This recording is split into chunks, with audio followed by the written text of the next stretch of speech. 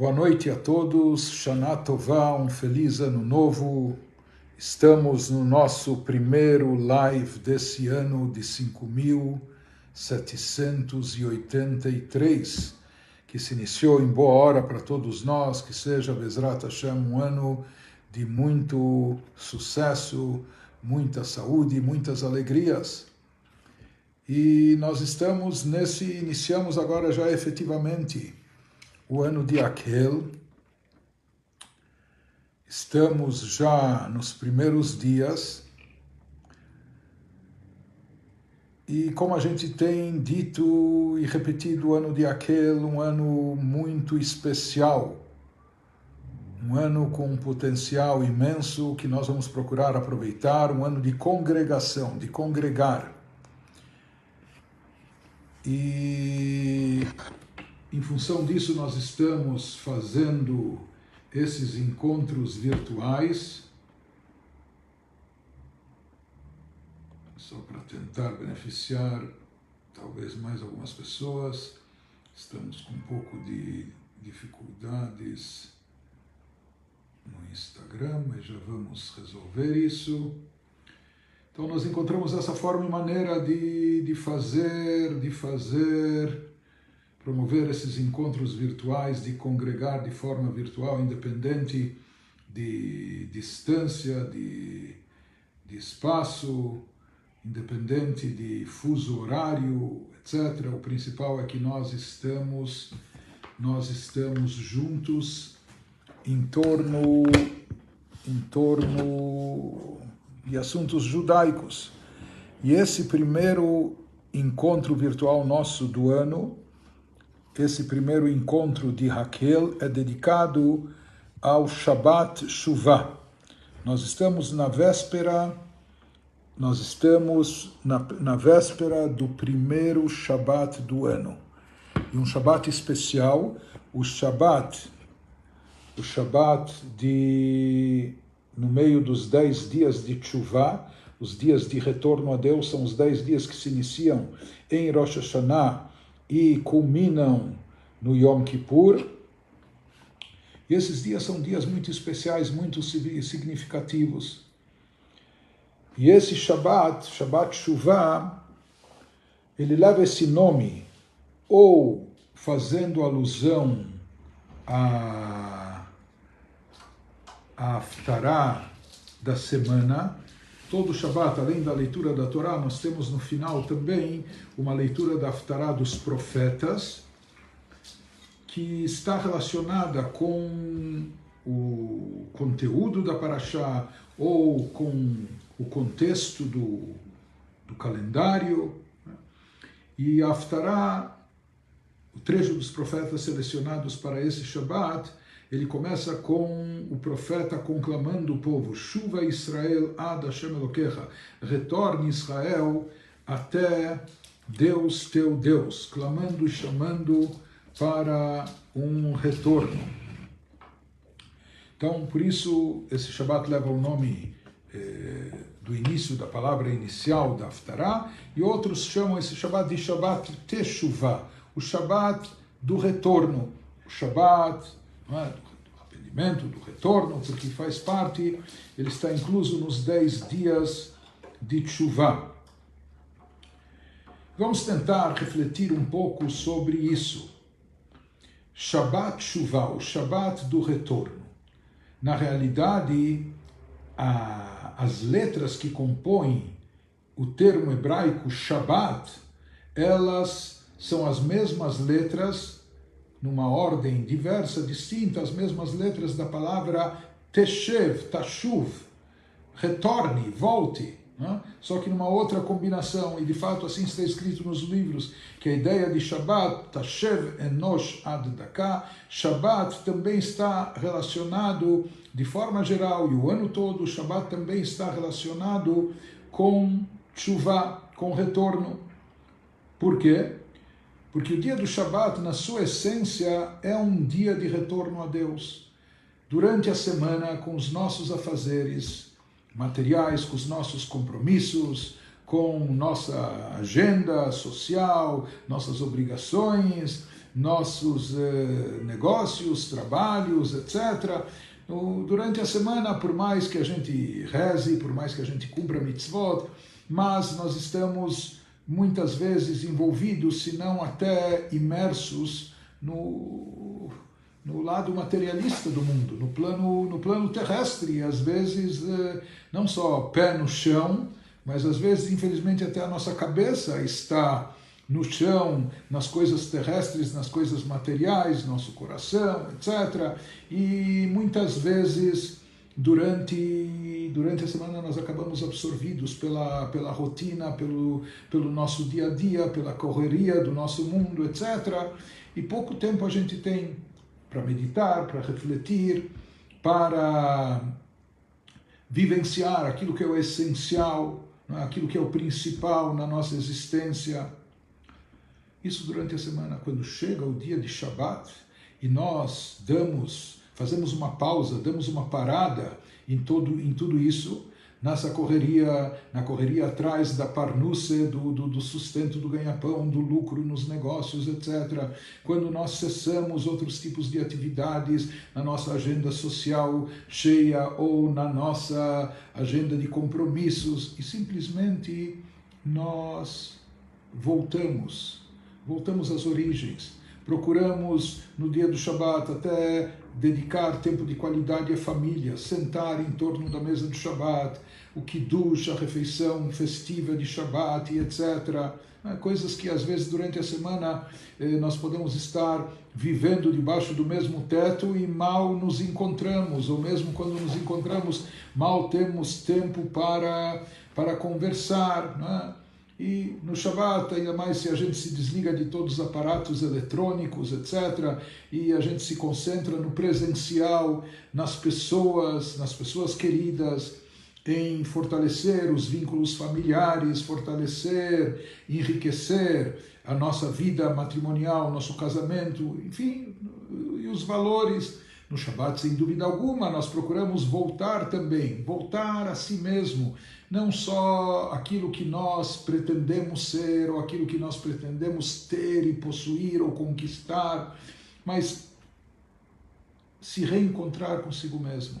Procurar no Shabbat se reconectar à nossa essência. Nossa essência não depende nem do ter, nem do possuir, e, enfim, o nosso ser, que muitas vezes também, no meio de tantas obrigações diante dos outros, ou aquilo que nós somos exigidos e cobrados, etc., a gente acaba esquecendo um pouco de si mesmo no bom sentido. Infelizmente, nós somos às vezes muito egocêntricos, nós corremos atrás daquilo que nós desejamos, daquilo que nós buscamos, etc., mas pensar o que realmente sou eu, o que é realmente a minha pessoa. Nós não somos apenas corpo, nós não somos apenas o lado físico, o lado corpóreo, o lado material.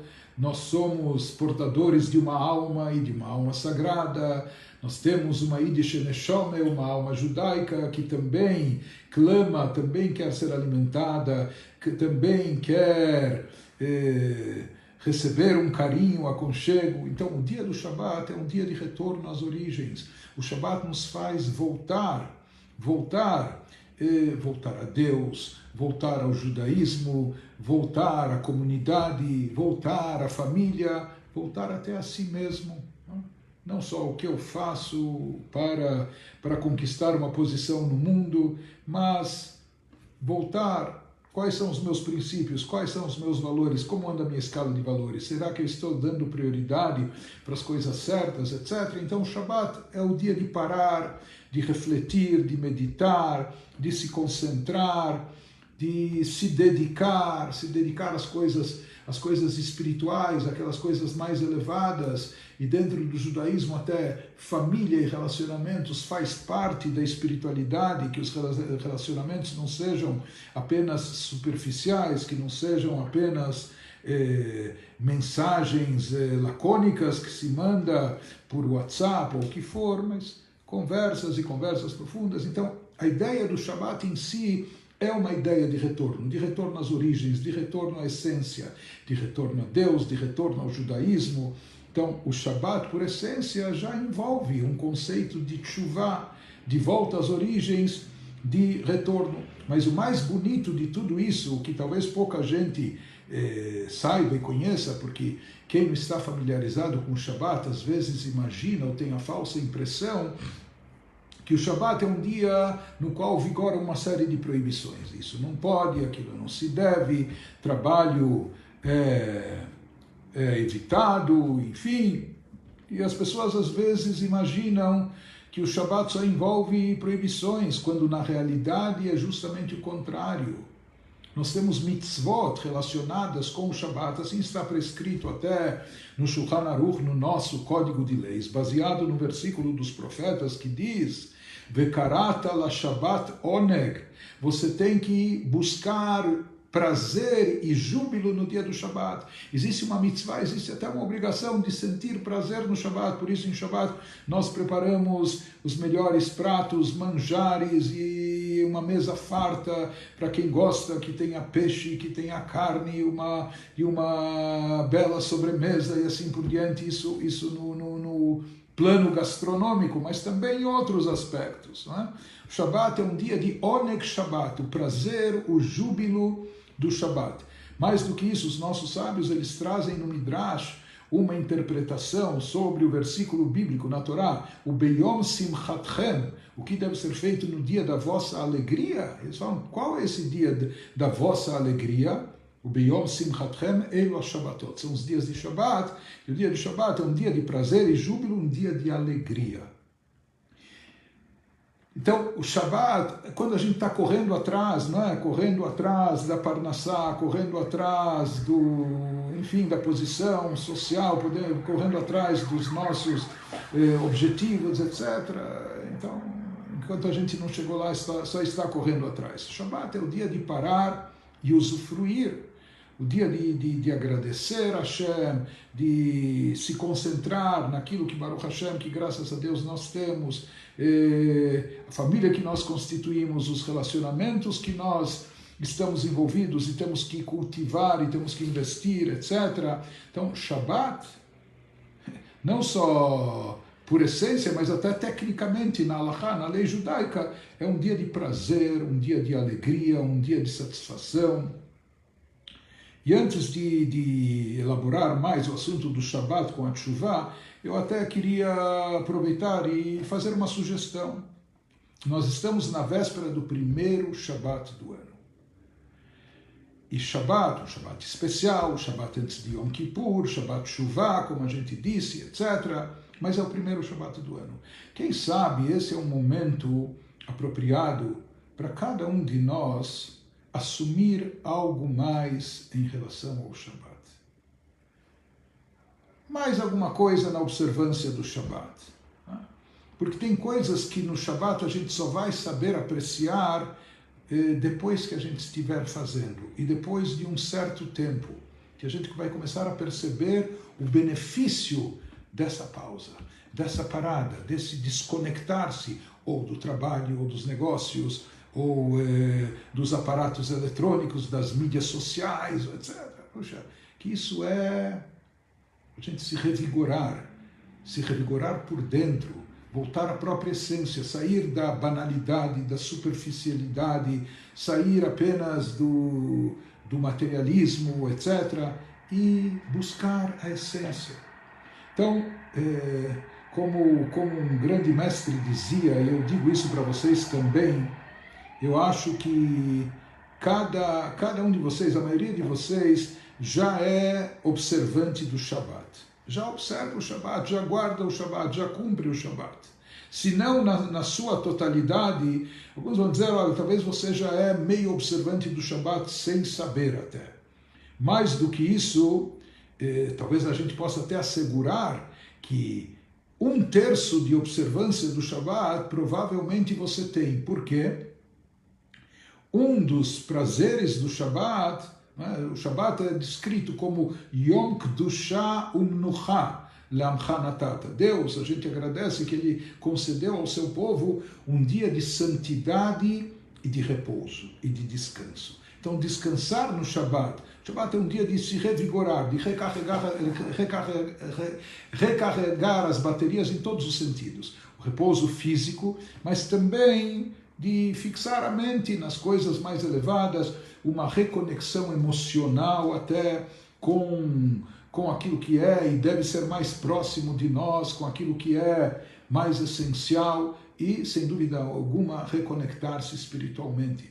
Mas o Shabat é tido como um dia de descanso. Por isso, realmente está escrito que o sono no Shabat, e ele por si, Sheiná Beshabat Tanug, já é um dos prazeres do Shabat.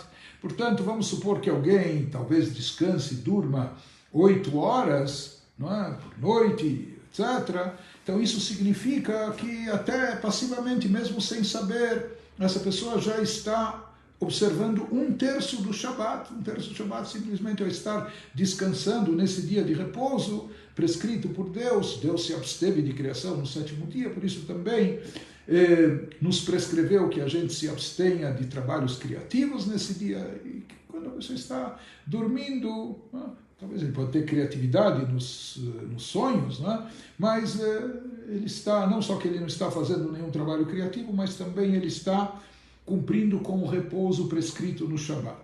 Então fica essa sugestão, quem sabe aproveitar o primeiro Shabat do ano, e não só desse primeiro Shabat, mas para um reinício, quem sabe assumir nesse ano que se inicia agora algum acréscimo na observância do Shabat, em guardar o Shabat, alguma coisa que talvez até agora a gente ainda não fizesse, e vamos começar a implementar isso, colocar isso na nossa vida, e o Shabat é tido como a fonte de todas as bênçãos.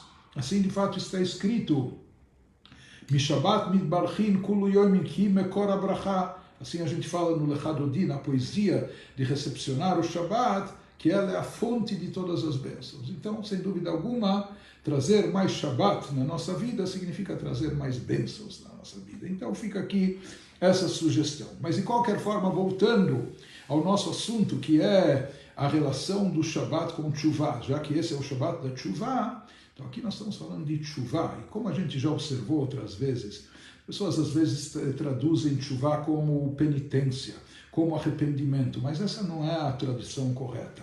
E aqui não se trata apenas de escolher a palavra certa, mas também de definir o verdadeiro conceito da Teshuvah. Teshuvah significa volta e retorno. E essa é uma diferença essencial, porque no processo de Teshuvah, nós temos que saber, a gente não está indo enveredar por campos estranhos e desconhecidos, por algo que nada tem a ver conosco. Por mais que talvez o nosso modus vivendi até agora, a gente não tenha seguido determinados conceitos da Torá, a gente não tenha adotado isso como prática, e de repente pode parecer muita novidade, etc. Isso eu não me sinto confortável, não é? Mudança de hábitos, etc. Mas se fala que o verdadeiro conceito de Teshuvah, não só a tradução correta, o conceito real de Teshuvah é retorno. Na realidade, ao fazer Teshuvah, nós estamos retornando à nossa própria essência. Nós estamos nos redescobrindo. Nós estamos voltando a ser aquilo que originalmente nós éramos, ou aquilo que nós sempre fomos e ignoramos ou desconhecemos. E na realidade, através da Teshuvah, no final das contas, a pessoa não só que vai se sentir muito confortável, muito à vontade com esse processo, mas a pessoa vai se reencontrar. Não só que a pessoa vai se reencontrar com Deus, com o Criador, vai se reencontrar com a Torá, com o judaísmo, vai se reencontrar com os mais próximos e queridos, a pessoa vai se reencontrar consigo mesma. A pessoa vai redescobrir a sua própria essência. Por isso também, especialmente no meio hassídico, e particularmente o nosso Rebbe, ele sempre enfatizava o quanto devemos fazer Teshuvah com alegria. E essa é a relação da Teshuvah com o Shabat. Quando nós falamos de Shabat Teshuvah, o Shabat da Teshuvah, isso evoca uma Teshuvah sabática, uma tshuva que é como o Shabat. Assim, em que sentido? Assim como o Shabat é um dia de júbilo, um dia de alegria, um dia de prazer, assim também deve ser a nossa tshuva. É claro que no processo de tshuva, em geral, de forma abrangente, se divide a tshuva em duas partes essenciais. Haratá, lavar, arrependimento pelo passado, e Kabbalah le'atid, Kabbalah le'habá, e assumir pelo futuro. Então isso consolida a tshuva. Esse retorno ocorre quando a pessoa se conscientiza que precisa dar uma guinada, que do jeito que está, não está ideal e pode ser melhor, ou a pessoa percebe que tem falhas e erros que têm que ser corrigidos e podem ser corrigidos. Isso significa tshuva, decidir que eu vou eliminar certos vícios, que eu vou parar com uma conduta que é nociva, que é prejudicial a mim ou aos outros, etc. E assim por diante. Isso é tshuva. Isso envolve um arrependimento pelo passado. Quando a pessoa decide quebrar esse círculo vicioso, não é? Fazer essa ruptura, romper. Talvez a pessoa esteja habituada com certas coisas já não só há anos, talvez até décadas. E romper com esse passado é um processo que, sem dúvida alguma, é complexo. E o tal do arrependimento, o remorso de coisas ruins que fizemos e cometemos, e quem de nós não pisou na bola, não é? Ou não escorregou algumas vezes e assim por diante. Então, esse processo de arrependimento, às vezes, de remoer o passado, é um processo, muitas vezes, amargo, doloroso. Depois vem, quanto mais a pessoa se arrependeu pelo passado, se conscientizou que aquela conduta, aquela prática é nociva, é ruim, é negativa, então mais sólida e forte vai ser, mais firme vai ser a sua decisão pelo futuro, de adotar um novo caminho, uma nova conduta. Rebbe nos diz, por mais que esse processo envolve um balanço, um inventário pessoal, um balanço da nossa própria vida, uma autoanálise, como nós falamos, às vezes é doloroso, mas o Rebbe nos diz que tshuva, no final das contas, tem que ser feita com alegria. Isso não é só o nosso Rebbe que diz, isso já está no Tânia, o primeiro Rebbe de Chabad, na terceira sessão do Tânia, que é dedicada a tshuva. Lá, inclusive, ele enfatiza que a tshuva mais elevada, a tshuva em nível superior, é caracterizada com uma simcha gdolá, por uma alegria intensa. E, na realidade, como já tivemos oportunidade de explicar em outras ocasiões, de certa forma, o que comprova que a tshuva é autêntica, genuína, ela chegou onde deveria chegar, é a alegria que a acompanha. Porque Deus nos livre, se alguém estava correndo risco de vida, se alguém estava enfrentando perigo de morte, não é? E conseguiu se livrar disso. É claro que enquanto a pessoa ainda está no aperto, ainda está naquela situação delicada, a pessoa busca, eu quero sobreviver, eu quero sair disso, a pessoa está extremamente tensa. Porém, quando a pessoa chegou lá, quando a pessoa conseguiu recobrar a vida, salvar a vida, o quão grande não deve ser a sua alegria. Que alívio, não é? Escapei de lá, cheguei aqui. Assim também alguém que se conscientiza do efeito da tshuva. Puxa, eu estava longe, distante, afastado das coisas boas, dos valores certos, seja valores éticos, morais, religiosos, espirituais. E graças a Deus, eu consegui me reaproximar. E quando me reaproximo, eu sou acolhido de braços abertos pelo bom Deus.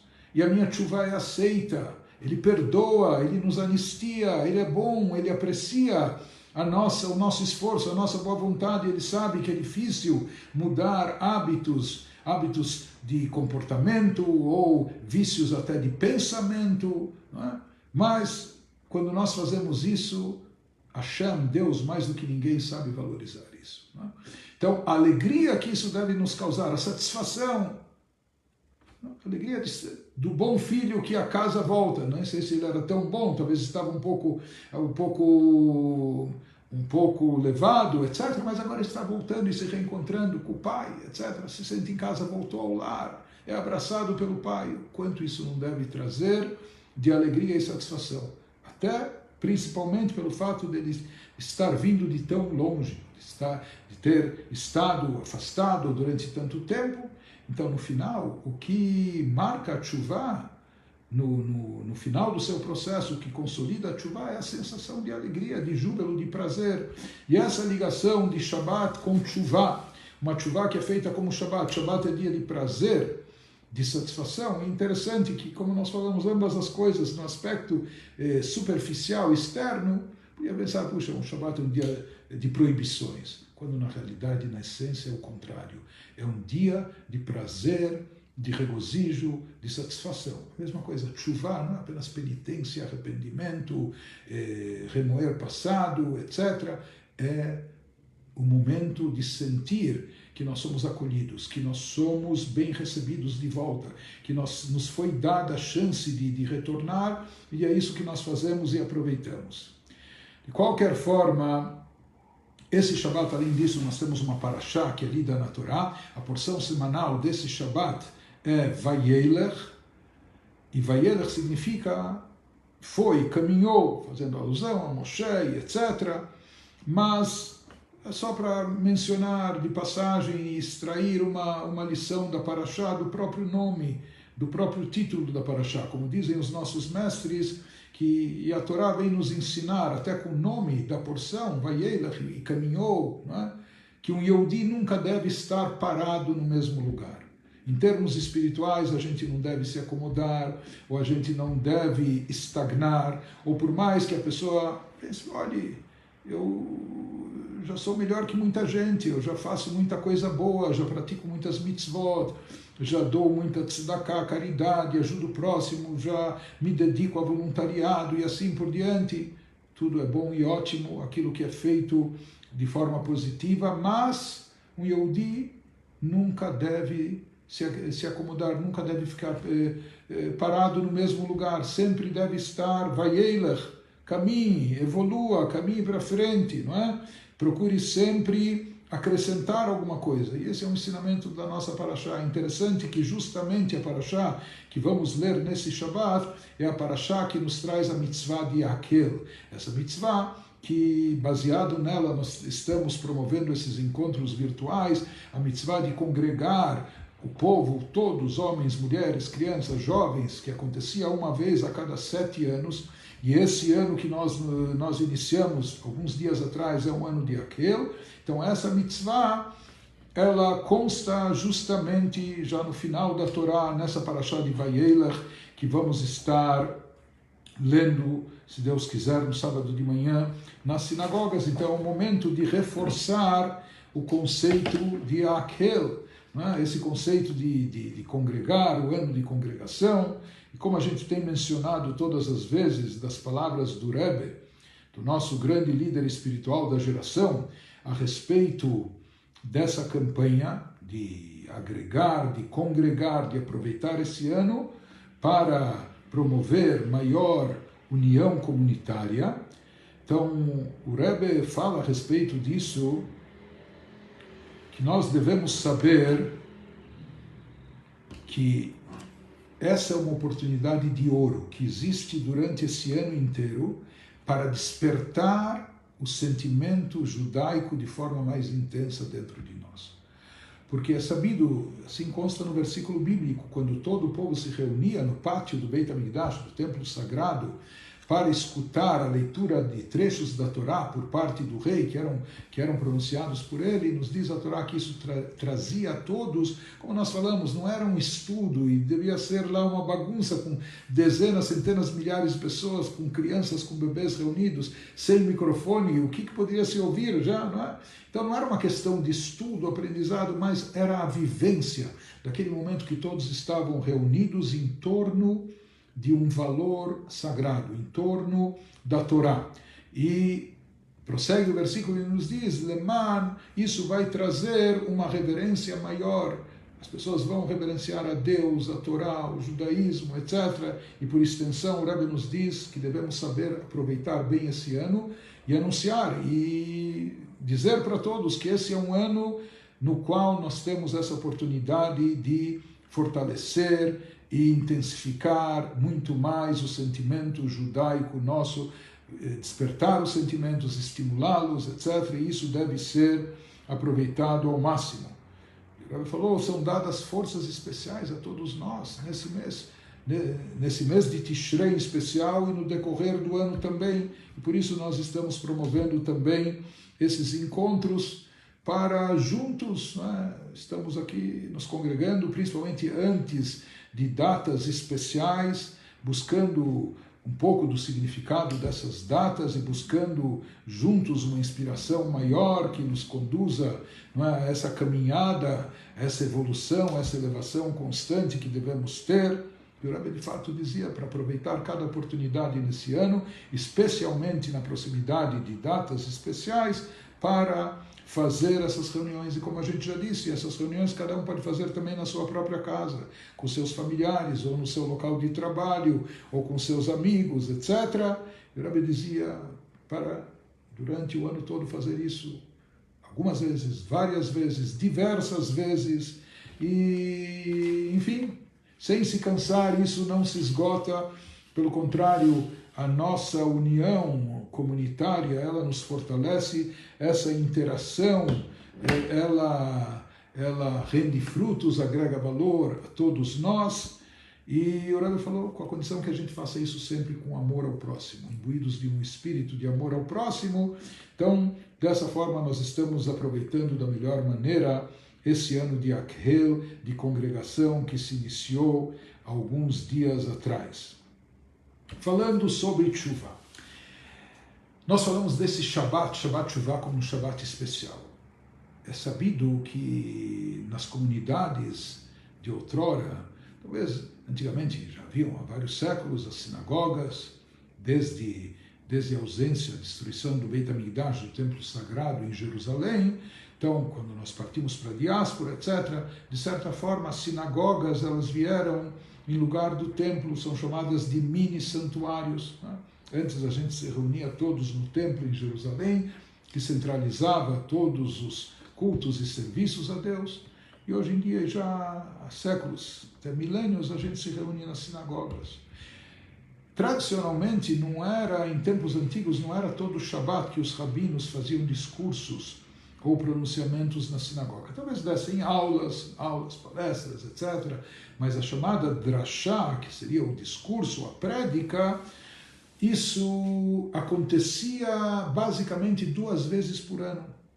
Eles falavam 2 vezes por ano no Shabat anterior à festa de Pesach, que é conhecido como Shabbat Agadol, o grande Shabbat, por uma série de motivos, e nesse Shabbat Shuvah, o Shabbat antes de Yom Kippur. Nessas 2 ocasiões, os rabinos faziam prédicas especiais, faziam discursos, ensinamentos para a comunidade. Né?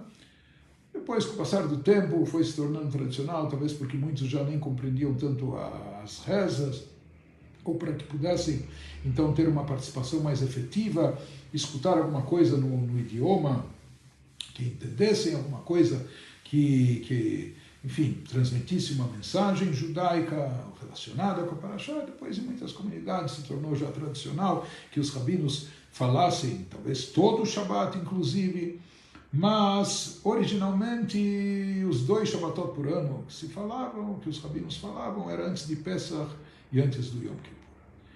No próprio Shulchan Aruch é trazido, assim nos traz o Rav Shneur Zalman também, na sua versão do Shulchan Aruch, que é um Shulchan Aruch ampliado, com explicações, com significados, etc. Ele nos diz que o principal nessas ocasiões é ensinar na prática aquilo que deve ser feito, as leis referentes à festa que está próxima. Então, antes de Pesach, existem muitas leis. Em Pesach é proibido comer hametz, coisas normais que a gente come durante o ano inteiro, pão e levedura, aquilo que é fermentado, massas, pão, bolacha, macarrão, etc., biscoitos, bolos, né? De repente, tudo isso que durante o ano todo é feito da forma kasher para nós, é permitido ao consumo, mas tudo isso fica abolido e proibitivo durante uma semana ou mais na festa de Pesach.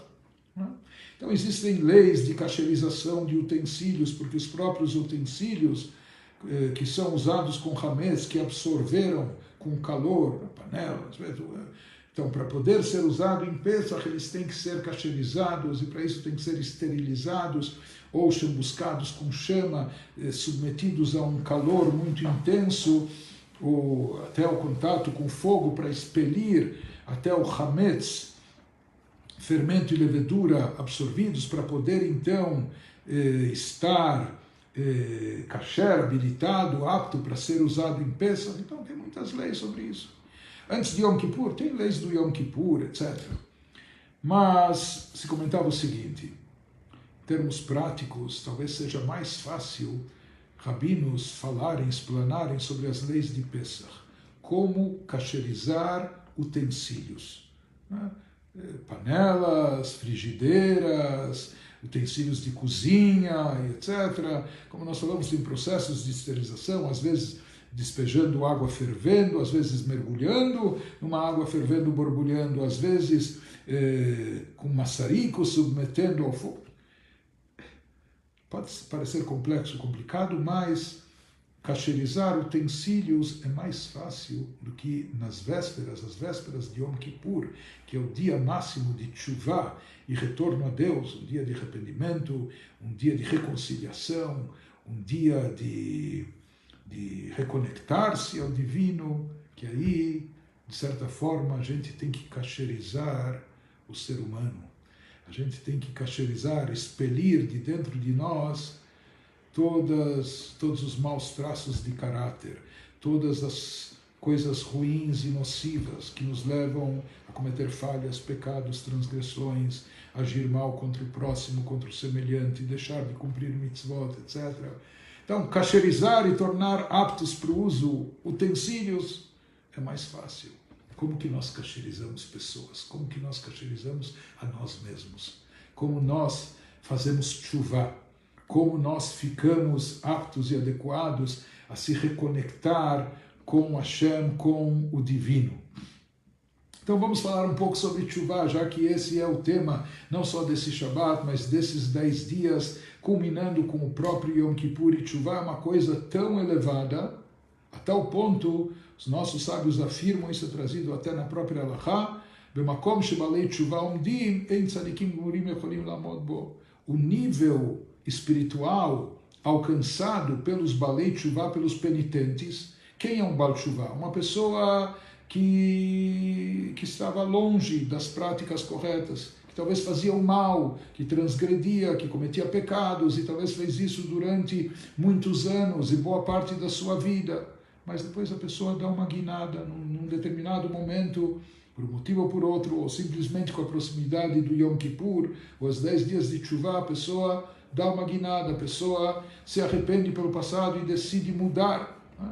Mudar de conduta, adotar outros valores e na prática agir de forma distinta. Isso é tshuvah. Isso não é uma coisa simples, não é? Uma coisa complexa, mudar de hábitos, mudar de costumes, às vezes isso envolve uma mudança até de mentalidade, de atitudes, de valores, na nossa escala de valores, não é? Por isso, devemos saber, isso se enfatiza de sobremaneira no judaísmo, a importância e a grandeza do Baal Teshuvah, comparado até com o Tzadik Gamur, com o sujeito impecável, com aquele justo completo, que teve a sua vida regrada, sempre regida por uma conduta reta e correta, e sempre agiu bem e não pecava, não é? Então, quem é maior? Aquele que a vida inteira só agiu bem, não pecou, não teve escorregões, ou o Baal Teshuvah, que talvez durante muito tempo ele cometeu falhas, pecados, mas depois ele se reabilita. Os nossos sábios dizem, afirmam categoricamente, baseado em versículos bíblicos, etc., que o nível espiritual alcançado pelos Balei Teshuvah, pelos penitentes, é tão elevado que nem aqueles justos completos, não o tzadik normal, o tzadik, aquele completo, impecável, ele não consegue estar e alcançar esse nível tão elevado igual do penitente. E tem várias explicações para isso. Alguns dizem, talvez o justo completo, ele nunca experimentou, nunca provou o gosto do pecado. Graças a Deus ele recebeu uma educação desde a infância, ele foi treinado e programado. É claro que exigiu dele uma autodisciplina muito grande, mas ele sempre esteve no mundo do bem, no mundo espiritual, no mundo elevado, no mundo judaico, etc. Então, isso é grandemente meritório, mas ele nunca provou o que há do outro lado. Diferente disso, o Baal Teshuvah, que já experimentou o gostinho, e não só o gostinho, o sabor, o prazer do pecado, ou da coisa proibitiva, ou da coisa ruim, etc. E muitas vezes isso é por demais tentador e envolvente, etc. E mesmo assim, ele consegue romper com isso, consegue se livrar disso. Isso é uma coisa extremamente elevada. Por isso se fala que o nível atingido, conseguido pelos Baalei Teshuvah, está acima do próprio tzadik completo. Interessante que se fala que Mashiach irá vir para fazer os tzadikim realizarem Teshuvah. Mashiach, um dos trabalhos dele, quando ele vai levar toda a humanidade a uma elevação espiritual maior, é inclusive conduzir os tzadikim, ajudar os tzadikim a atingir o nível dos Baalei Teshuvah, dos penitentes, daqueles que fazem esse retorno, que somos e devemos ser todos nós. Nós temos do que nos arrepender, nós temos do que pedir desculpas em Yom Kippur, e nós temos do que fazer Teshuvah. E o que significa Teshuvah, esse retorno? Como se faz Teshuvah? Então, em primeiro lugar, Teshuvah parte de uma premissa básica. A pessoa tem que acreditar que é possível mudar, que é possível mudar de atitude, que é possível mudar de comportamento. A pessoa tem que acreditar nisso. Isso é o primeiro ponto, a premissa básica. Em segundo lugar, a pessoa tem que querer. Tem que ter força de vontade, porque todo mundo sabe, quem já começou uma dieta, quem já tentou um compromisso de exercícios, enfim, sabe que é difícil a gente, se não estabelece uma disciplina, principalmente se a gente esteve durante muito tempo acostumado com outros hábitos, outras coisas, não é fácil adotar uma nova conduta, não é? Isso exige muita força de vontade. Então a gente precisa acreditar, em primeiro lugar, que isso é possível. Em segundo lugar, precisa querer essa mudança. E em terceiro lugar, quem sabe até o mais importante, fazer acontecer essa mudança. Fazer as coisas acontecerem, realizar, ficar não só na teoria, nas saudades, no sentimento, é bom e bonito, sentimentos nobres e sublimes, até o sentimento de arrependimento profundo, ou decisões dramáticas pelo futuro, em momentos de aceitação, na Neilá do Yom Kippur, o que for, mas o principal é levar a cabo, o principal é implementar, o principal, o que comprova realmente que os nossos sentimentos são consistentes, são sólidos, são genuínos, é a ação prática. Então, agir nesse sentido. Interessante, Maimônides, na sua obra monumental de Halachá, de lei, que é o maior código de leis judaicas que envolve as leis relacionadas a todas as mitzvot que vigoram hoje em dia, ou mesmo aquelas que vigoravam só na época do templo, enfim, ele foi o primeiro que enumerou leis de Teshuvah. Ele traz na legislação leis detalhadas a respeito da Teshuvah. Interessante que Maimônides incorporou nas leis de Teshuvah o conceito de livre-arbítrio. Livre-arbítrio no judaísmo é um dos princípios fundamentais da nossa fé. Maimônides tem uma outra seção anterior na sua obra, Ilchot Yesodei HaTorah, que são as leis de fundamentos da Torá. Mas ao invés de trazer o conceito de livre-arbítrio nos fundamentos essenciais da fé judaica, ele traz o conceito de livre-arbítrio nas leis de Teshuvah. Por quê? Porque todo o conceito de Teshuvah é esse, de que nós temos livre-arbítrio para escolher entre o bem e o mal. E essa escolha é uma escolha pessoal nossa, pessoal e que pertence a cada um de nós e só a nós, não é? Intransferível. Por isso, todo o conceito de Teshuvah está baseado nisso. Alguém não pode dizer, não, mas olha, eu nasci nesse meio ambiente, eu fui criado dessa forma, eu recebi esse tipo de educação, eu a vida toda vivi nessa sociedade, ou cercado de pessoas com essa mentalidade, com essa influência, e no meu caso, sabe, já foi, ou sei lá, no extremo, sou um caso perdido, nessa altura do campeonato não dá, não. O judaísmo acredita, isso é um fundamento básico, fundamental da fé judaica, que nós temos livre-arbítrio para escolher entre o bem e o mal a qualquer momento, em qualquer fase da nossa vida, em qualquer circunstância, em qualquer situação, e por isso Maimônides dedica alguns capítulos das leis de Teshuvah ao conceito do livre-arbítrio. E o que significa Teshuvah? Esses 10 dias iniciais no ano judaico, começando em Rosh Hashanah, culminando com Yom Kippur. Teshuvah, literalmente para cada um, significa para nós um upgrade, que é o momento, sabe, da gente mudar, da gente melhorar, da gente se aprimorar, da gente subir na vida, subir no bom sentido, numa qualidade de vida também espiritual, judaica, melhorar em termos de caráter, de atitude, nos tornar pessoas melhores, Yehudim melhores também, acrescentar, como nós falamos, não ficar estagnados, não ficar no mesmo lugar, por mais que a pessoa já esteja praticando o bem, sendo boa, etc., mas Deus é infinito e o bem também é infinito e sempre podemos acrescentar e fazer mais.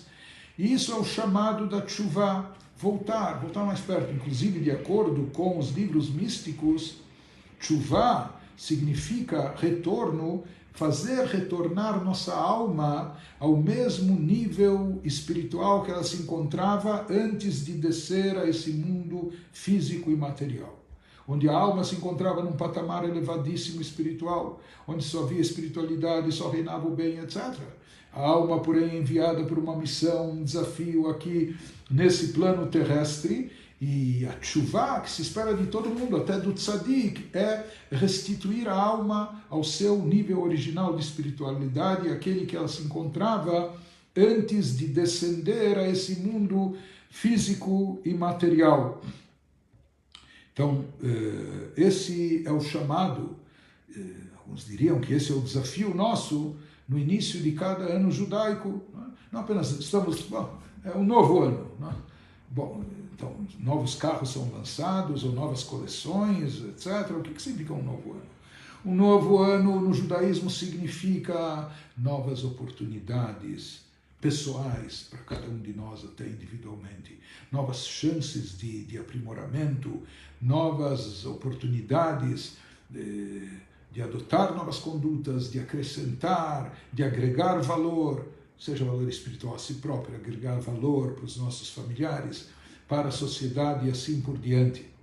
Então, isso é o início do ano, esse é o conceito de Teshuvah, esse é o chamado desses dias para nós, né? Vamos nos mexer, vamos nos elevar, não vamos ficar estagnados, não vamos ficar congelados ou mumificados. Eu sou assim, sempre fui assim, ou nessa altura do campeonato, mudança, sabe? Cada um já encontrou sua zona de conforto. A força, não é assim, é uma força gravitacional que nos chama para a inércia, isso é muito forte. Você vai tentar mudar, você já tentou outras vezes, não deu certo, a pessoa às vezes se autorrotula, talvez até você seja um fracasso nisso, não fique em conflito consigo mesma, não fique exigindo de si próprio, e às vezes a gente acaba aceitando mediocridade de si próprio, quando a gente podia ser bem melhor. Então, esses dias de Rosh Hashanah, a série de Teshuvah, 10 dias de Teshuvah, Yom Kippur, eles vêm justamente, esse é o chamado para Teshuvah, para um retorno a Deus, para o mais elevado, para a gente crescer, para a gente evoluir. Inclusive o mestre hassídico famoso, existencialista, Rabbi Menachem Mendel Likotzki, ele dizia, depois de 120 anos de vida aqui nesse mundo, quando chegarmos lá em cima para prestar contas, não vão perguntar para a pessoa: por que você pecou? Como você pecou? Como você foi cometer um pecado? O Criador, melhor do que ninguém, conhece a criatura, conhece suas fraquezas. Ele conhece a nossa fragilidade. Então ele diz que o grande questionamento lá em cima, se há um tribunal superior, não vai ser por que você pecou. Mas o questionamento vai ser por que você não fez Teshuvah? Que você pecou, tudo bem, a carne é fraca, você deu um escorregão, isso pode acontecer, isso acontece, tá? Então, porque nem vou te questionar como você pecou e por que você pecou. Mas por que você não fez Teshuvah? Se eu te dei a oportunidade de você se redimir, assim fala Deus, eu te dei toda a chance de você zerar e recomeçar de novo, de você se arrepender e com isso deletar e apagar o pecado, a transgressão, seu efeito e resultado, por que você não faz isso? Então esse vai ser o questionamento, assim dizia esse grande mestre racídico. Interessante também quando vieram perguntar ao mestre racídico, Rebbe, como eu faço tchuvá? Como eu devo fazer tchuvá? Como se faz? Qual a fórmula? Qual a receita? E o Rebbe disse o seguinte para ele, antes de pecar, você não veio me procurar perguntando como se peca, não é? Como se comete o pecado. Você intuitivamente, por iniciativa própria e sem manuais, etc., você foi lá e pecou, sabe? Você não precisou, de forma muito autodidata, não é? Você foi lá e cometeu o pecado, não é? Sem grandes instruções, orientações, conselhos, etc. Da mesma forma, faça tchuvá. Da mesma maneira, tchuvá é alguma coisa até que tem que vir do coração, espontânea, que vem de dentro. Existem detalhes, existem volumes e mais volumes, existe uma literatura sobre tchuvá enorme, mas no final das contas, tchuvá é aquela vontade interna nossa de se arrepender por coisas erradas e ruins, de se tornar uma pessoa melhor, de corrigir os nossos erros e falhas, de retomar a rota certa, não é? E se reaproximar, voltar, retornar. Então, com todos os aprendizados, com todos os ensinamentos, no final das contas, a tchuvá é algo que tem que vir de dentro da própria pessoa. Interessante um questionamento que encontramos nos nossos livros. Mais adiante na Torá nós vamos ler um versículo na próxima semana, que nos diz sobre Deus, Kel emuná ve'inavel. Deus, ele é fiel, diante dele não há injustiça, desvio da justiça. Kel emuná ve'inavel tzadik ve'yashar hu, ele é justo e correto. Então, se pergunta pela justiça divina, como combina isso? Onde entra esse conceito de tchuvá? Nós sabemos aqui, se uma pessoa cometeu uma infração de trânsito, aqui às vezes ainda vai uma conversa, seu guarda, olha, foi sem querer, perdoa dessa vez, etc. Mas se alguém cometeu uma falha, uma transgressão, sabe, ele tem que pagar por isso. Assim determina a justiça, não é? Então aqui se fala também, se a justiça divina, é perfeita, o que significa que um sujeito pecou, e talvez deitou e rolou, e pecou durante muito tempo, e de repente se fala, olha o que ele fez tchuvá, se arrependeu de verdade, sincero, porque aqui a tchuvá é diante de Deus, e Deus sabe o quanto nós estamos sendo sinceros ou não, né? Mas se a pessoa de fato foi sincera, Deus desculpa. Vai chegar no Yom Kippur, nós vamos inúmeras vezes fazer confissão de pecados e pedir desculpas. Então, de repente, a pessoa é perdoada. O que significa isso? Cadê a justiça? Mas o erro foi cometido, e às vezes é um erro grave, às vezes é um erro que tem desdobramentos e implicações, às vezes até para terceiros, e às vezes irreversíveis até na prática. Então, o que significa que a pessoa fez tchuvá e é perdoada? Não é? Onde está a justiça nisso? Então, só em resumo, para entender esse conceito, o Baal Shem Tov enfatizava muito uma ideia que diz onde está a essência da pessoa, onde está a sua vontade. Onde está a vontade da pessoa, lá se encontra a sua essência. Então isso pode ser desde um garoto que está na sala de aula na hora que tem algum jogo da Copa do Mundo, ele pode estar fisicamente na sala de aula e etc., com o livro aberto na sua frente ou olhando para a lousa, o que for. Mas se a vontade dele está no jogo de futebol, então a sua essência está lá fora. Por mais que fisicamente, corporeamente, usualmente ele está lá na sala de aula, isso não só o garoto, isso qualquer um de nós. Quando nós sabemos que algo é essencial e fundamental para a pessoa, quando a pessoa quer muito alguma coisa, mas tem coisa, conseguiu isso, tudo bem, não conseguiu, não tem problema. Então isso não é tão essencial. Onde nós sabemos que está a essência da pessoa, onde se encontra a vontade da pessoa investida, que a pessoa quer porque quer muito, e às vezes quer de uma forma até suprarracional, não tem explicação lógica, porque ela quer, isso é a sua vontade e a expressão da sua alma. Onde está a vontade da pessoa, lá se encontra a sua essência. Baseado nessa regra, nesse ensinamento, então se explica nos livros racídicos o seguinte: quando a pessoa pecou, Ele pecou porque quis, porque ele tinha vontade, porque aquilo era muito atrativo e parecia muito prazeroso para ele, não é? A vontade dele estava no pecado. O que significa uma pessoa fazer tshuva? Ele retira a sua vontade do pecado e do mal. Aquilo que antes, onde estava investida a sua vontade, agora ele se arrepende. O que significa? Minha vontade hoje é que eu jamais tivesse feito isso. Eu gostaria de jamais ter cometido isso. Esse erro, ter falado isso para aquela pessoa, o feito mal. Inclusive, precisa se ressaltar que quando a gente falha diante de uma outra pessoa, não basta a nossa tshuva interna, a gente tem que ir se retratar com a pessoa. A gente tem que ir, não basta a nossa reza Yom Kippur, tem que ir pedir desculpas para a pessoa. Mas, de qualquer forma, no momento que a gente se arrepende, significa que a gente retirou a nossa vontade do pecado e do mal. E hoje a nossa vontade está investida justamente no oposto, no contrário. A nossa vontade é completamente contrária ao pecado. Onde está a essência da pessoa? Onde está a sua vontade? Em outras palavras, se hoje a sua vontade é oposta ao pecado, ao mal, à transgressão, significa que essa pessoa hoje, na sua essência, é outra pessoa.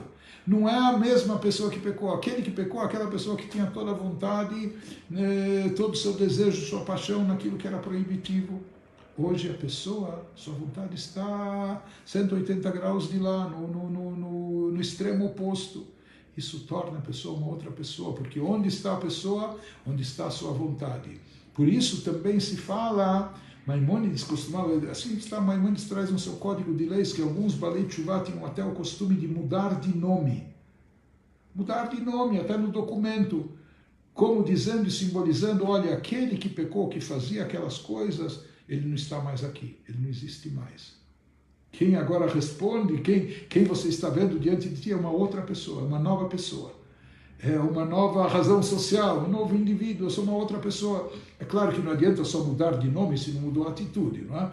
Mas aqueles que de fato mudaram de atitude, às vezes eles iam mais longe e até mudavam de nome, para deixar bem caracterizado que ele adotou uma outra vida, outros valores, é uma outra pessoa.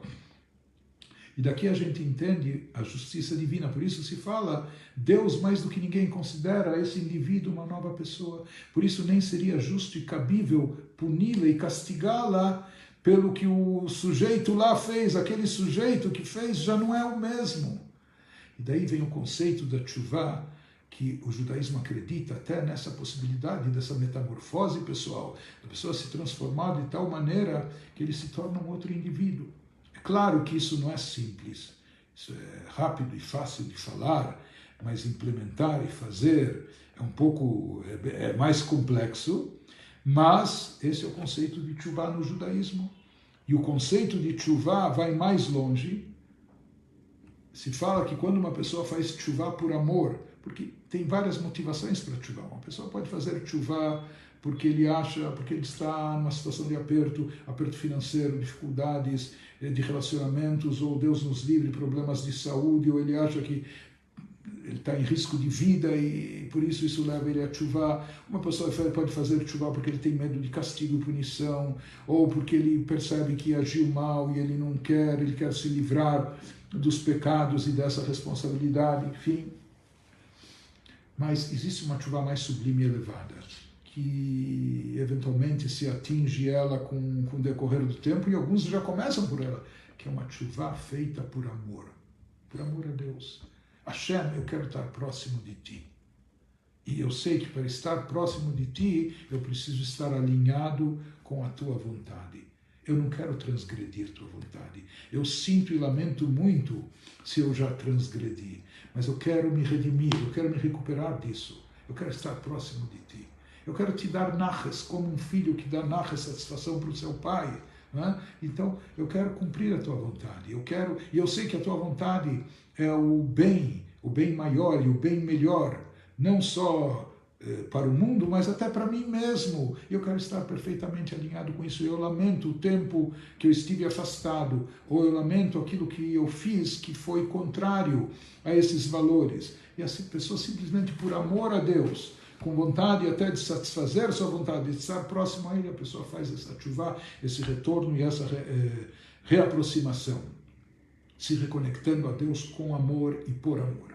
Então, os nossos sábios explicam, baseado em versículos bíblicos, que quando a tshuva é feita por amor, não só que a pessoa consegue perdoar e apagar os seus pecados, mais do que isso, a pessoa consegue transformar os seus pecados em méritos. Se a pessoa tinha 1000 pecados e transgressões, se ele fez tshuva, retorno por temor, ele estava com débito de 1000, a conta dele é zerada. Acabou, você não deve mais nada, você não tem débitos, foi anistiado, pronto, você saiu do vermelho. Se a pessoa fez tshuva por amor, daqueles 1000 pecados, mais do que isso, não só que ele é anistiado, o débito anulado, etc., ele é creditado com 1000 mitzvot. Aqueles 1000 pecados que ele tinha se transformam em 1000 mitzvot. Imaginou que a alquimia transformar lixo, excrementos em barras de ouro, em brilhantes diamantes, não é? Nobres. Esse é o efeito da tshuva por amor. Se conta que Rav Levi Yitzchak de Berditchev, um grande mestre hassídico, contemporâneo e colega do Rav Shneur Zalman, autor do Tânia, certa vez, nesses dias, de 10 dias de tshuva, ele cruzou na rua com um homem que era conhecido como o maior pecador da cidade. O homem, esse daí era terrível, se dizia que quase todo o pecado possível ele tinha cometido, e era um leviano, e etc., e de repente calhou do próprio Rebbe estar cruzando com ele na rua, um vindo em cada direção, um encontro até curioso, e se fala quando eles, o Rebbe Shana Tová, né? Então, o Rebbe disse para ele, eu quero te falar uma coisa, saiba que eu te invejo. O homem falou, puxa, o Rabino me inveja? Todo mundo pensa que o Rabino é um homem elevado, sagrado, mas no final eu estou vendo que ele gostaria de ter uma boa vida, como ele achava que tinha, né? Que ele tivesse liberdade para fazer o que bem entende, mas ele falou, puxa, estranho, Rabino, não, eu te invejo, saiba que eu te invejo. Falou, Rabino, o senhor me inveja, mas por quê? O Rabino falou para ele, porque está escrito no Talmud, que quando uma pessoa faz tshuva por amor, como nós mencionamos, todos os seus pecados, não só que são perdoados, são transformados em méritos, em mitzvot. Por isso eu te invejo, porque eu sei que mais cedo ou mais tarde você vai fazer tshuva, você vai se arrepender, você vai se redimir, e você vai voltar a Deus, você vai retornar ao judaísmo, e eventualmente você vai fazer isso por amor e com amor. E quando você fizer tshuva por amor, ele tinha tantos pecados, então você vai ter mais mitzvot que todo mundo, você vai ter mais méritos do que todos aqui. Por isso eu te invejo, porque o teu potencial é imenso. A gente comentou, já que estamos nos 120 anos de nascimento do Rebbe, a gente ia comentar, trazer alguns episódios da vida do Rebbe para conhecer melhor. Então, quase que parafraseando essa história, há um episódio verídico muito parecido com esse. Certa vez, num Beit Chabad, na Europa, na sinagoga onde tinha um emissário do Rebbe, etc., apareceu um jovem Yehudi, etc., colocou tefilim, fez alguma coisa, mas logo foi acolhido pelo rabino, conversou com ele, de onde você vem, de onde você é, o que você faz, convidou ele, venha na minha casa, Shabbat, mas logo no primeiro encontro ele disse, olha, eu quero que você saiba que eu estou com um casamento marcado, e contou para ele estava ele estava envolvido, para não dizer enroscado, num caso, numa situação que envolvia um relacionamento proibitivo pela Torá, um relacionamento proibido pela Torá. Portanto, pela Torá, aquele casamento era proibido. E ele chegou e já colocou isso para o jovem rabino, né? E o rabino tentou explicar para ele a gravidade do assunto e a Torá, conforme coíbe, proíbe, etc., mas sem muito resultado, sem efeito. E ele falou, não adianta, eu estou com data marcada, daqui a algumas semanas, etc., e eu vou me casar, porque eu vou me casar, era um relacionamento proibido, etc., mas ele falou para ele, sabe o quê? Eu acho que antes de uma atitude tão drástica como essa, eu acho que você deveria falar com o Rebbe, contar para o Rebbe. Naquela época o Rebbe já não recebia pessoas em audiências particulares, mas ele falou, tudo bem, talvez até como um alívio da consciência para descarregar tudo, e olha, excluiu o assunto da pauta, e ele avisou já quem tinha que avisar. Ele concordou em viajar com aquele emissário do Rebbe até Nova York, e assim eles viajaram na primeira oportunidade, nos próximos dias, e no domingo tinha aquelas famosas filas que pessoas passavam e recebiam pelo menos $1 das mãos do Rebbe, que o Rebbe entregava para cada um depositar na tzedakah, tornando cada um emissário para cumprir uma mitzvah, etc. E as pessoas ficavam na fila para obter $1 do Rebbe, depois guardavam esse dólar consigo e davam um outro, resgatavam, davam um outro valor para sacar, enfim. E ele também entrou na fila, e era tudo muito rápido, não é? Porque chegava a ter milhares de pessoas, o Rebbe ficava já próximo dos 90 anos de idade, ficava às vezes 5, 6 horas seguidas de pé, distribuindo dólares para todos que passavam, podia às vezes trocar uma palavra, e ele, quando esse jovem passou, ele rapidamente, ele falou em um instante, Rebbe, daqui a algumas semanas eu me caso com não sei o que, e contou o caso assim em 20 segundos. O Rebbe parou, segurando o dólar na mão, e o Rebbe disse a ele... O Rebbe fez uma pequena pausa e então disse a ele... Ele só comunicou o Rebbe, ele não pediu nenhum conselho, nem pediu aprovação. Ele falou, Rebbe, fato consumado. Um casamento proibido pela Torá, um relacionamento proibido, mas ele só comunicou o Rebbe, daqui a algumas semanas eu estou... O Rebbe parou um pouco, daí o Rebbe disse para ele, saiba que eu te invejo. E o jovem ficou pasmo. O Rebbe repetiu, eu te invejo. E o Rebbe então explicou para ele, sabe por que eu te invejo? Porque você está passando por uma grande provação e por um grande teste. Um teste dificílimo. Eu entendo que você está apaixonado, vocês se amam e etc., mas é um relacionamento proibido pela Torá. Mas, baseado numa regra que nós temos também no judaísmo, que Deus nunca exige de nenhuma pessoa, de nenhuma criatura, mais do que ela é capaz. Então o Rebbe falou, eu tenho certeza absoluta, você está passando por um teste dificílimo. Você está sendo submetido pela vida a uma provação muito difícil. Mas eu tenho certeza absoluta que Deus te deu forças para superar essa dificuldade, para superar esse obstáculo na vida, essa provação, esse teste dificílimo. E saiba que essas forças que Deus deu a ti, para você, disse o Rebbe, eu não possuo, eu não tenho, porque eu não passei e não passo por uma provação e um teste de fé como esse. Por isso eu também não sou dotado das forças do potencial espiritual que Deus concedeu a você. E por isso eu te invejo, por quê? Porque você tem uma força espiritual enorme para conseguir superar um teste de provação como esse, que nem eu possuo. Isso impressionou, impactou muito o jovem. Desnecessário dizer que depois o jovem acabou largando esse relacionamento proibido pela Torá e etc.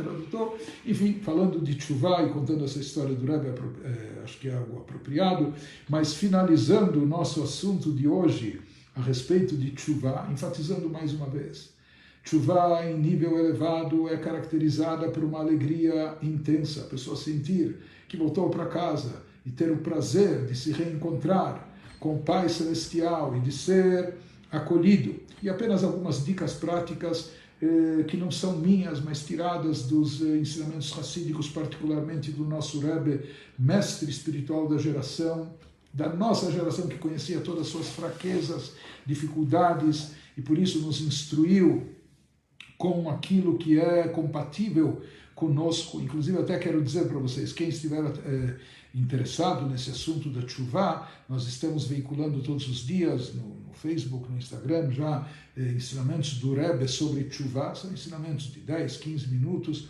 Lá existem verdadeiros tesouros. Né? Isso é uma coisa para ser vista talvez com calma, às vezes vista, ouvida e repetida, mas quem tiver interesse específico nessa área de Teshuvá, realmente lá há ensinamentos do Rebbe, coisas muito preciosas e profundas.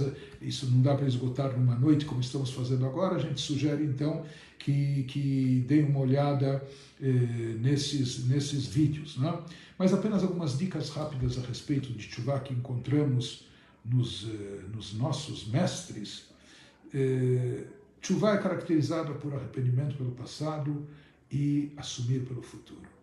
Hoje em dia a gente recomenda para as pessoas, os mestres espirituais, se concentre mais no futuro. Temos que nos arrepender pelo passado, mas se concentre no futuro. E como os mestres racídicos diziam, enfatizavam, tomem muito cuidado no processo de tshuva para não cair na armadilha do Yetzer Hara, das forças do mal, que querem te sugar, querem sabe, não deixar você ir embora, por assim dizer. Se a pessoa ficar remoendo demais o passado, se a pessoa ficar ruminando as suas falhas e etc., e de repente a pessoa pode cair num estado depressivo paralisante, a pessoa vai imaginar que ele é um tzadik, eu estou me arrependendo sinceramente, etc. Mas, no fundo, essa é uma armadilha da inclinação do mal para paralisar a pessoa, para neutralizá-la, para deixar a pessoa em depressão e para depois deixar, olha, não adianta, você é um caso perdido, você não vai conseguir, ou você já falhou tantas vezes e etc. E assim por diante. Não é? Então, os mestres racídicos nos alertavam, bola para frente. No processo de tshuva a gente deve começar, e hoje em dia, mais do que nunca, se concentrando no futuro. Né? Vamos assumir, a partir de agora, os erros do passado, pouco a pouco nós vamos corrigindo, mas vamos olhar para frente, vamos olhar para o futuro, vamos botar ênfase nisso, e depois, pouco a pouco, nós vamos também cultivar o arrependimento. Mas o Rebbe dizia, enfatizava que na nossa geração não há lugar para amargura. Nossa geração já é uma geração muito frágil emocionalmente falando, espiritualmente mais ainda. A nossa geração já é uma geração sofrida em termos espirituais. Por isso, toda a amargura que às vezes era descrita em livros de ética antigos judaicos sobre, no processo de tshuva, o Rebbe nos diz, hoje em dia, tshuva tem que ser feita com alegria, com prazer, com satisfação. Esse é o caminho certo, e não de forma melancólica ou depressiva. No processo de tshuva, dê ênfase à ação. Às vezes a pessoa pensa, mas será que eu já cheguei ao sentimento de remorso ou de arrependimento adequado na medida certa, etc. Então, mais do que pensar, mais do que falar, mais do que saber sentir, na tshuva temos que agir. E seguindo a instrução dos nossos mestres que dizem Acharei hapeulot nimshachim alevavot, atrás das ações seguem os corações. Vamos começar agindo bem, praticando bem, fazendo as coisas boas. Mesmo que a gente, puxa, mas talvez eu ainda não estou plenamente identificado com isso, talvez eu ainda não estou sentindo isso de verdade. Você fala, vamos começar pela prática, fazendo as coisas boas, e isso vai nos envolvendo, depois isso vai nos atraindo também no lado sentimental, no lado racional, em todos os aspectos da nossa existência. Mais do que isso, se a pessoa tem dificuldade, diz o Salmo, surmerava setov, se afaste do mal e faça o bem. Se a pessoa não consegue de imediato evitar coisas proibitivas todas, às vezes sabe o quê? Vá fazendo o bem, pratique mitzvot. Tem que se praticar todas as mitzvot, tanto as ativas como as proibitivas. Mas, baseado na regra que fala que pouca luz é capaz de espantar e banir muita escuridão, às vezes, começando a fazer mitzvot, praticando o bem, as mitzvot ativas e positivas, a gente vai iluminando a nossa alma, a gente vai fortalecendo a nossa alma, iluminando a nossa vida, e daí, naturalmente, a gente vai excluindo o mal, vai se separando, o mal vai se desprendendo de nós também. Por isso também, o Rav Shneur Zalman nos diz no Tânia, assim como uma corda que arrebentou, né? Interessante que a conexão do Yehudi com Deus é chamada Yaakov Hevel Nachalato, que o povo de Israel é como uma corda conectada com a matriz, a nossa alma está conectada com a sua fonte espiritual na divindade. E às vezes, com nossas transgressões, essa corda é rompida. Então, o que a gente tem que fazer? Reatar a corda. E quando a gente reata com um nó, mas não basta um único nó, tem que ser um nó duplo e redobrado naquele lugar que arrebentou, para não permitir que aquele lugar é o lugar fraco, não é? Onde a coisa pegou e arrebentou. Mas para se reconectar, a gente precisa então, naquele lugar que arrebentou a corda, fazer um nó duplo e redobrado para deixar aquela conexão bem forte. Assim também, no Tânia ele explica, então sabe o que? Se você estava acostumado a ler uma página de Torá, a partir de agora, leia 2 páginas de Torá. Se você estudava um capítulo, estude 2 capítulos. Se você dava 100 para tzedakah, procure dar 200. Esse é o nó dobrado e redobrado, a forma prática e efetiva de caracterizar a nossa teshuvah e de consolidar essa reconexão nossa com o divino, etc. Algo importante na teshuvah também é ter um mentor espiritual, ser harav. Tenha um rabino, consulte, não hesite, porque às vezes a pessoa até não deve fazer uma teshuvah nem exagerada, nem selvagem, nem radical. A teshuvah tem que ser feita com pouso suave, porque teshuvah é uma coisa boa, teshuvah é um reencontro, teshuvah é algo que tem que trazer mais felicidade e qualidade de vida, não só para a pessoa, mas para todos aqueles que estão ao seu redor. E às vezes nós temos tendências impulsivas de radicalizar e etc. Por isso também é importante, dentro do processo de teshuvah, a pessoa ter um mentor espiritual, credenciado, habilitado, enfim, que possa lhe orientar. A pessoa, talvez até esse orientador vai dizer, não, vá devagar, ou comece por isso e só depois faça aquilo, e assim por diante. Mas de qualquer forma, Shabbat Teshuvah, os 10 dias de Teshuvah antes de Yom Kippur, eles vêm como nos dizendo que a gente deve se desafiar. Eu posso ser melhor. Eu posso fazer mais do que isso. Hashem espera de Hashem me deu saúde, me deu vida, está me dando mais um ano de vida, e Ele me dá a possibilidade de fazer mais, de acrescentar, de agregar valor à minha família, à comunidade, ao mundo, tornar esse mundo melhor. Então nós devemos nos desafiar, né?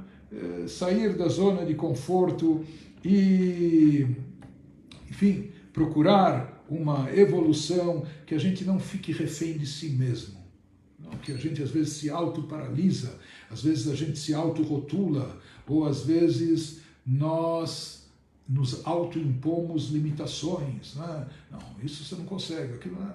Então, esse é o momento da gente se desafiar um pouco e assumir, nem que seja pequenas coisas, uma ação positiva aqui, ou se abster daquilo que é proibitivo lá, e etc.